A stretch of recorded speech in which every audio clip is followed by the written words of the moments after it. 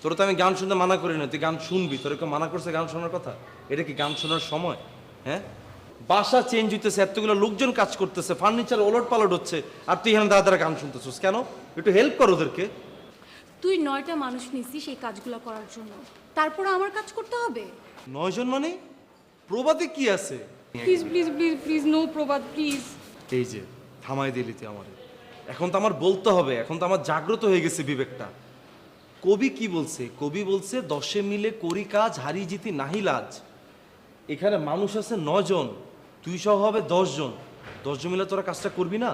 কবি তো এটা বুঝেই লিখছে। কবি বুঝছিল ভবিষ্যতে এমন একটা সময় আসবে যে সময় ফার্নিচার নিয়ে 9 জন লোক ওঠানামা করবে, আর একজন কাজ না করে দাঁড়া দাঁড়া কানের মধ্যে হেডফোন দিয়ে গান শুনবে। কবি এটা বুঝেই তো এটা লিখছে, তাই না? তুই তো কবির কথা বাইরে যেতে পারস না। এখন কবি বোকা, কবি কিছু বোঝে না। প্লিজ, তোমার এই প্রবাদ কাব্য আমি আর নিতে পারি না।